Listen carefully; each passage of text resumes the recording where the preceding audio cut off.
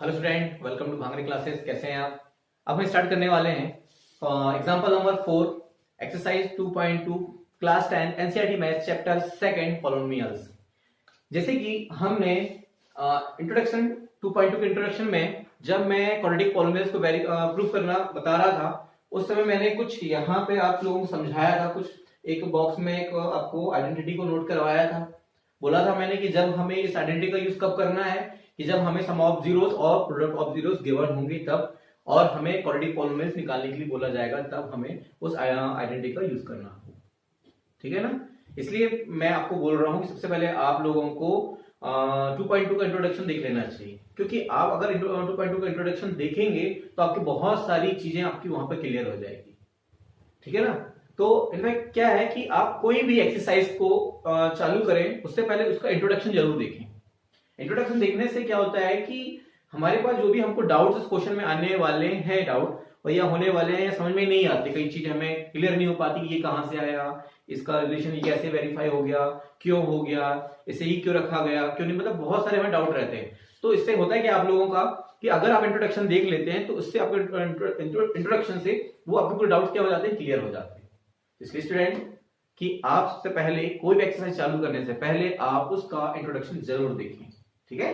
तो चलिए मैं इसको करने की कुछ 2 मेथड बताने वाला हूं आप लोगों को, जैसे कि वो आइडेंटिटी का यूज करके, ठीक है ना, और दूसरा नॉर्मली जैसे हमारे एनसीईआरटी में और आरडी में है। ठीक है ना? आरडी वाली मेथड ही बताऊंगा, एनसीईआरटी वाली जो हमारी बुक में है वो वाली मेथड के अकॉर्डिंग भी हम करेंगे। ठीक है?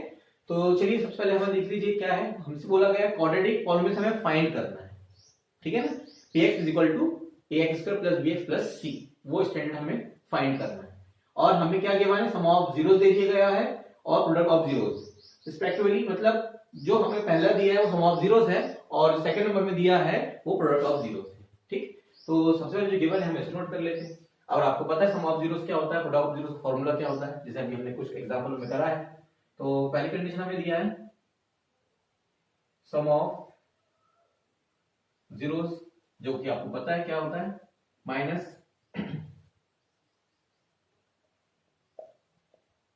Coefficient of x, coefficient of x square. ठीक, इसे हम क्या बोलते हैं, alpha plus beta minus b upon a. और सेकेंड नंबर में प्रोडक्ट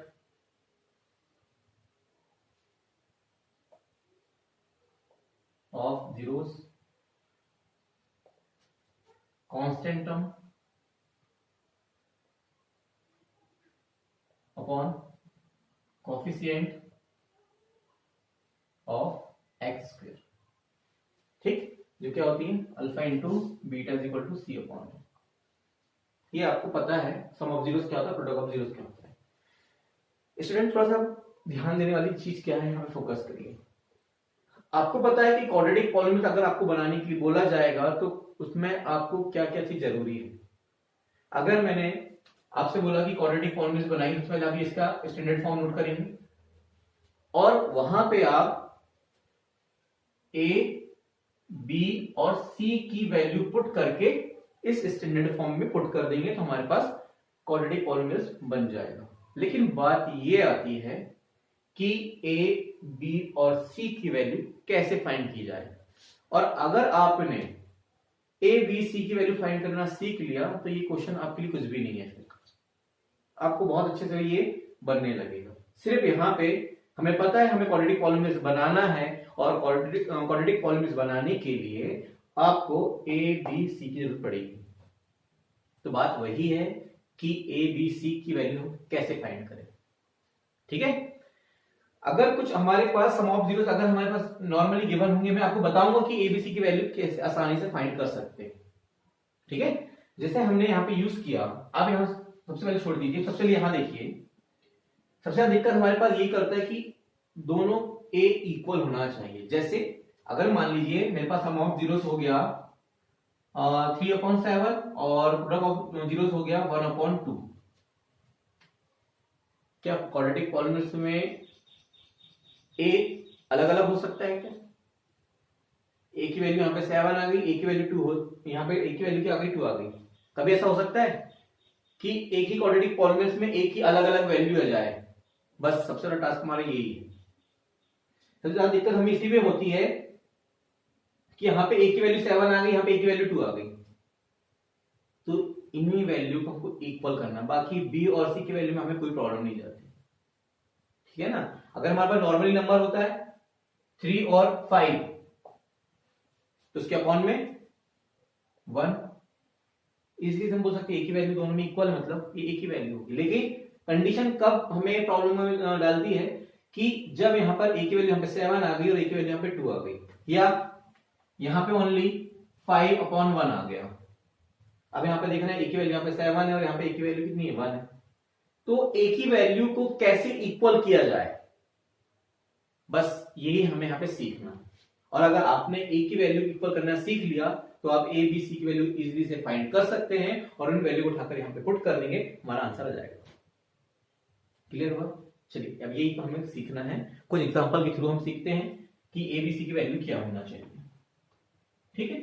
तो मैं आप लोगों को इधर ही समझा देता हूं। जैसे कि अब ये क्वेश्चन हमारे पास है 3/7 है, यहाँ ए की वैल्यू 7 है, तो हमें ये होना चाहिए कि यहां भी ए की वैल्यू क्या होनी चाहिए 7 होना चाहिए, ठीक है। उसके लिए क्या करना है, देखो कुछ नहीं करना। अगर आपके पास 3/7 अवेलेबल है और आपके पास यहाँ पे 5 ऐसा हमारे पास है, और क्योंकि आपको पता है 5 अपॉन कुछ नहीं होता, अपॉन में कितना सपोज किया जाता है 1 सपोज किया जाता है, तो हमारे पास अब दोनों सम ऑफ जीरोस और प्रोडक्ट ऑफ जीरोस में ए की वैल्यू को सेम कैसे किया जाए। तो देखिए आपको पता है मुझे यहाँ पे 7 लाना है, तो मैं इस 7 का मल्टीप्लाई इसमें भी कर दूंगा और इसमें भी कर दूंगा, ठीक है ना। तो 3/7 7 5 35 और 7 1 7, देख लीजिए आ गया दोनों में 7। और मैं इसको सॉल्व करके वापस ये भी लिख सकता हूँ, देखो 7 1 7 7 5 35। वापस जब हम ये वाली पोजीशन से ये पोजीशन में आ सकते हैं तो ये पोजीशन से हमको ये पोजीशन भी पहुंचना है, ऐसा आपको वहां पर डिजिट को रखना है। तो मैंने 7 का मल्टीप्लाई इसमें भी कर दिया, 7 का मल्टीप्लाई इसमें भी कर दिया, तो आप देख रहे हैं कि 7 ए की वैल्यू दोनों इक्वल होगी, बस हमें ए की वैल्यू इक्वल करना है, बस हो गया। क्योंकि यहाँ पे भी ए है और इस पोजीशन पे भी ए है, बाकी बी और सी तो फिर अलग अलग, इसमें कोई प्रॉब्लम नहीं, सिर्फ ए की वैल्यू को आपको क्या करना है इक्वल करना है। जैसे आपके पास आ गया 5/3 और यहाँ पे आ गया 4/1, अब क्या करेंगे वही काम, 3 का मल्टीप्लाई 4 में कर दीजिए, 3 का मल्टीप्लाई 1 में कर दीजिए। 5/3 हमारे पास वैसे का वैसे ही, इसमें कुछ करना नहीं है, सिर्फ यहाँ पे 3 बनाने के लिए हमें क्या करना पड़ेगा, 3 4 12 और 3 1 3, देख लीजिए दोनों में 3 3 आ गए। हमारे पास लिखा है 7/5 और यहाँ पे है हमारे पास 11, ठीक है। तो अब यहाँ पे ए की वैल्यू तो 5 है, लेकिन यहाँ पे ए की वैल्यू 5 है क्या, नहीं है ना। अब यहाँ पे 5 बनाने के लिए क्या करना पड़ेगा, इसे कुछ नहीं करना है, यहाँ पे 5 को मल्टीप्लाई बोथ साइड कर दीजिए ऊपर नीचे, तो 11 5 55 और 5 1 5, देख लीजिए यहाँ पे 5 आ गया। ये दोनों इक्वल ए बनाने की प्रोसेस है, बस आपको यही काम करना है, ठीक है। और नॉर्मली अगर किसी में अगर 3 लिखा है 7 लिखा है तो इसमें ए बनाने की जरूरत नहीं, क्यों, क्योंकि यहाँ पे अपॉन कुछ नहीं तो कितना सपोज किया जाता है 1, तो ए की वैल्यू कितनी जाएगी 1 जाएगी, ठीक है ना। कुछ क्वेश्चनों में ऐसा रूट लगा हुआ है, यहाँ पे लिखा है √3 और 1/2 लिखा हुआ है, ये ऐसा लिखा हुआ है। तो अब इस बार हमारे पास प्रोडक्ट ऑफ जीरोस में ए की वैल्यू 2 है, यहाँ पे 1 है, अब 2 बनाना है, वही तरीका, इन दोनों में क्या कर दिया जाए 2 का मल्टीप्लाई कर दिया जाए, तो ये हो जाएगा 2√3/2 और 1/2। अब क्लियर हो गया आप लोगों को कि कैसे हम ए की वैल्यू इक्वल कर सकते हैं, ठीक है ना। मतलब जो हमें लाना है, अगर 3 यहाँ पे लाना है 3 का मल्टीप्लाई वो साइड कर दीजिए, हमें 7 है अगर यहाँ पे लाना है तो 7 का मल्टीप्लाई दोनों वो साइड कर दीजिए, ठीक है ना। यहाँ पे यहाँ 5 है, यहाँ पे हमें 5 चाहिए, तो 5 का मल्टीप्लाई मैंने इन दोनों में कर दिया, तो देखो 5 यहाँ पे आ गया, तो इससे ए की वैल्यू को डिसाइड हो गई, ठीक है। अब देखिए यहाँ पे, अब समझिएगा जरा से।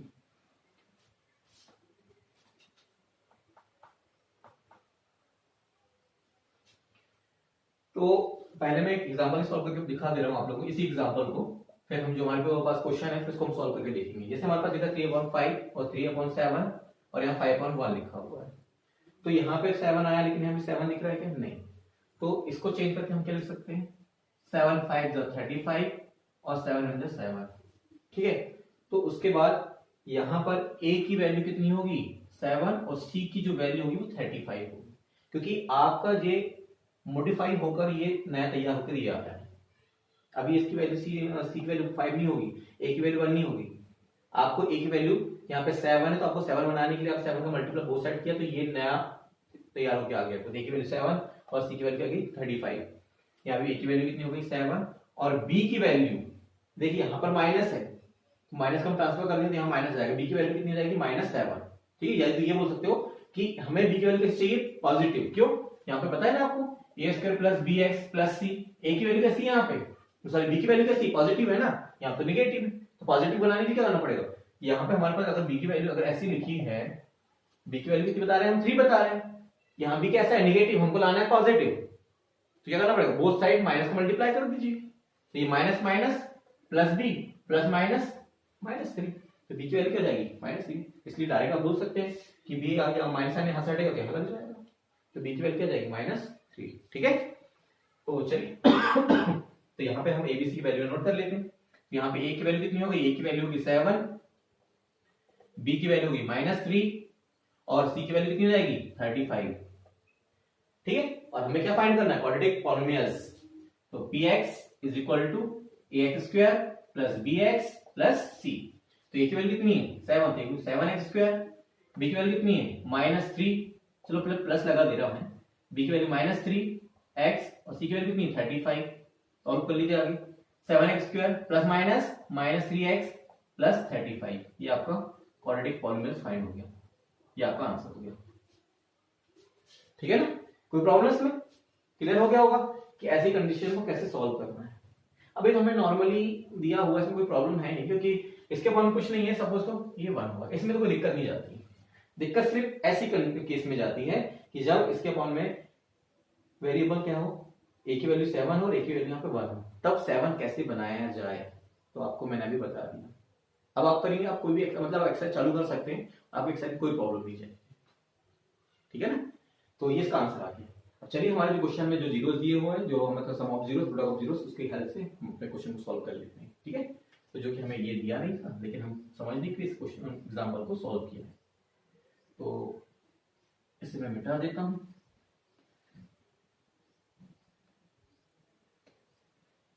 क्या था हमारे पास c/a, तो हमारे पास कितना है -3/1 और यहाँ पे -2/1। तो आप देख सकते हैं a की वैल्यू कितनी है, a की वैल्यू हो जाएगी 1, तो यहाँ से माइनस क्या हो जाएगा कैंसिल, माइनस से माइनस कैंसिल, तो b की वैल्यू कितनी हो जाएगी 3। ठीक, c की वैल्यू कितनी हो जाएगी -2। यहाँ पे कुछ करने की जरूरत क्यों नहीं पड़ी, किसका मल्टीप्लाई करने की जरूरत क्यों नहीं पड़ी, क्यों, क्योंकि यहाँ पे a की वैल्यू कितनी है 1, यहाँ पे a की वैल्यू कितनी है 1, क्योंकि यहाँ पे कुछ नहीं होगा तो 1 सपोज कर सकते हैं। तो ऐसे भी प्रॉब्लम, ऐसी केस में प्रॉब्लम नहीं जाएगी। और अगर हमारे पास लिखा है यहाँ पे 3/7 1/7, दोनों डिनोमिनेटर देख रहे हैं सेम सेम है, तो इसमें भी कोई प्रॉब्लम नहीं जाएगी। ठीक है ना, तो इसे भी आप इजी वे में कर सकते हैं, कोई दिक्कत नहीं, डायरेक्ट एबीसी की वैल्यू फाइंड हो जाएगी इसमें। ठीक, अब ये तो आप एबीसी निकाल लिया, अब क्वाड्रेटिक पॉलिनोमियल फाइंड करना है, तो उसका फॉर्मूला क्या होता है, स्टैंडर्ड फॉर्म क्या होता है, ax² plus bx plus c। ठीक है ना, तो यहाँ पर a की वैल्यू कितनी है, a की वैल्यू कितनी है 1, तो 1 लिख दीजिए यहाँ, b की वैल्यू कितनी है +3x और c की वैल्यू कितनी है -2, तो ax² प्लस 3x प्लस -2, ये आपका आंसर है।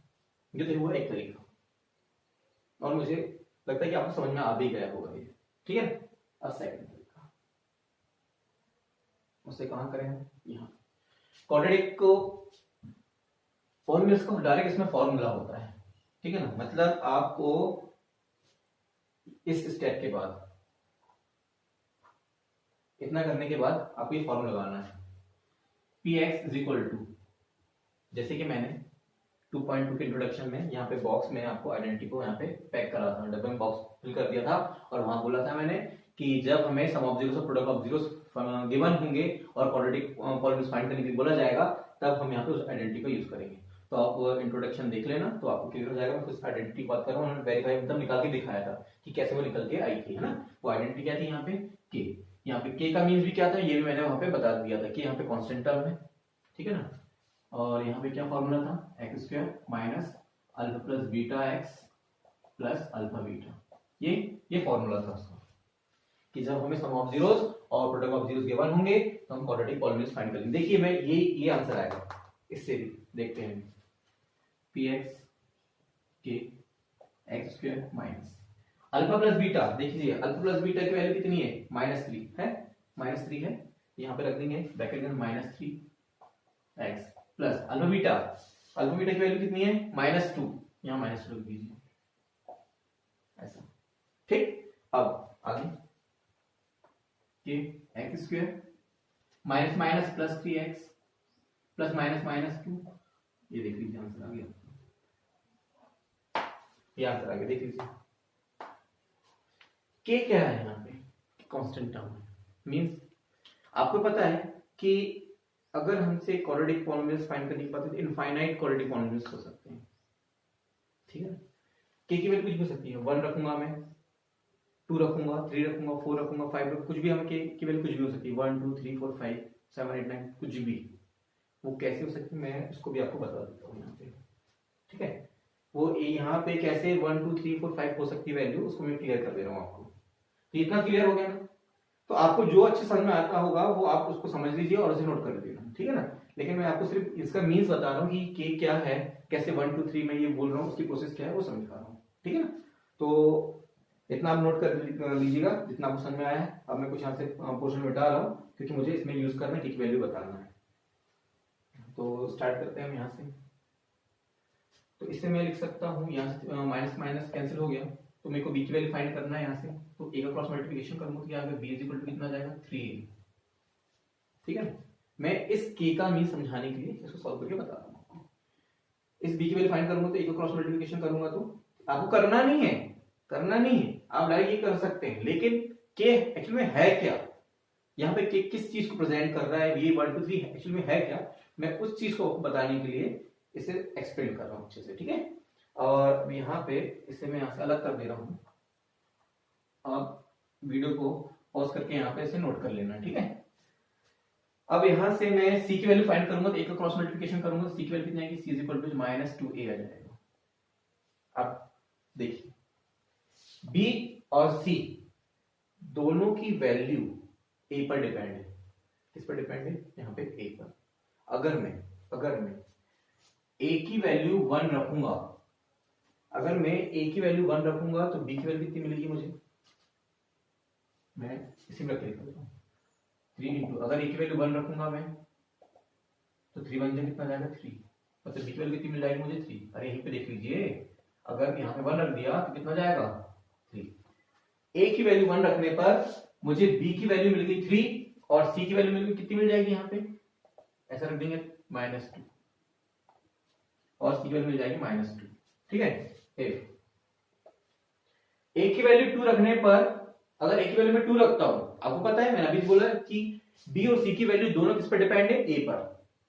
अगर a पर जैसे वैल्यू रखते जाऊंगा वैसे ही b और c की वैल्यू क्या होती जाएगी, चेंज होती जाएंगी। जैसे मैंने 1 रखा तो b की वैल्यू 3 और c की वैल्यू -2। अब इस a की पोजीशन में मैं 2 रखने वाला हूं, 3 2 कितना हो जाएगा 6, तो b की वैल्यू क्या हो गई 6, b की वैल्यू हो गई 6 और c की वैल्यू क्या हो जाएगी, c की वैल्यू क्या हो जाएगी, यहाँ पे c, यहाँ पे सॉरी यहाँ पे a था ना, हाँ तो यहाँ पर भी कितना 2 -4 कितना हो जाएगा -4, ठीक।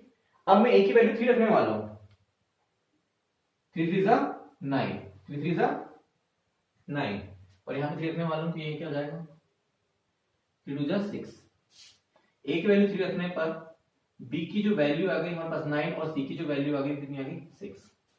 इतने में आपको समझ में आ जाएगा, आप आगे रख सकते हैं 1 2 3 4 5 6 7, मतलब जितना आप चाहें a की वैल्यू अलग अलग रख के चेंज कर सकते हैं। मैंने जैसे अभी बताया कि हम ऐसी क्वाड्रेटिक फॉर्म इनफाइनाइट मिल सकते हैं, ठीक है ना, यहाँ समझ में आ गया होगा। ऐसे आप वैल्यू बढ़ा सकते हैं, क्लियर हो। अब देखिए हम इस क्वाड्रेटिक फॉर्म में क्या था, a square plus bx plus c। पहले मैं इसके लिए बता रहा हूँ, a की वैल्यू यहाँ पर 1 रखा मैंने, यहाँ पे जाएगा स्क्वायर प्लस 3x -2, ठीक। इसके बाद मैंने ये पहला क्वाड्रेटिक पॉलिनोमियल फाइंड हो गया। अब सेकंड नंबर का, अब वैल्यू मैं 2 रखने वाला हूँ, तो 2 रखूंगा, एक की वैल्यू क्या जाएगा 2x स्क्वायर प्लस 6x -4, जो सेकंड क्वाड्रेटिक पॉलिनोमियल निकल गया। अब ये 3x² माइनस 9x माइनस 6, ये तीसरे क्वाड्रेटिक पॉलिनोमियल निकल कैसे 4 5 6 7 बहुत सारे क्वाड्रेटिक पॉलिनोमियल निकल सकते हैं। जैसे जैसे हम a की वैल्यू चेंज करते जाएंगे वैसे वैसे हमारे पास क्वाड्रेटिक पॉलिनोमियल्स भी निकलते जाएंगे, ठीक है ना। और अगर हम कोई वैल्यू फिक्स करके निकाल लेंगे तो हमारे पास जो आंसर निकला था वैसे निकल जाएगा। लेकिन यहाँ पे क्या बताना चाह रहा है, मैं वही समझा रहा हूँ आपको कि देखिए यहाँ पे हमारे पास ये जो क्वाड्रेटिक पॉलिनोमियल्स है इसके सब मल्टीपल है। देखिए 3 1 3 3 2 6 3 3 9 2 1 2 2 2 4 2 3 6 1 1 1 1 2 2 1 3 3 सब क्या है इसके, सब क्या है इसके मल्टीपल है, इस क्वाड्रेटिक पॉलिनोमियल मल्टीपल है, ठीक है ना। तो अब मैं आपसे बोल सकता हूँ, देखिए यहाँ पे यहाँ से मैं अगर 2 को कॉमन निकालूंगा, यहाँ से 2 को कॉमन निकालो तो मेरे पास क्या बचा x² प्लस 3x माइनस 2, ये अच्छा देख लीजिए यहाँ पे, ये देखो सेम दिख रहा है या कुछ नहीं तो 1 सपोज कर सकते हैं। यहाँ से 2 कॉमन निकालिए इसमें से तो मेरे पास ये कंडीशन आ गई। अब यहाँ से मैं 3 कॉमन निकाल सकता हूँ, चेक करिए 3 1 3 3 3 9 और 3 2 6, देख लीजिए अभी वही आ गया। तो यहाँ पे 1 आ गया, 2 आ गया, 3 आ गया।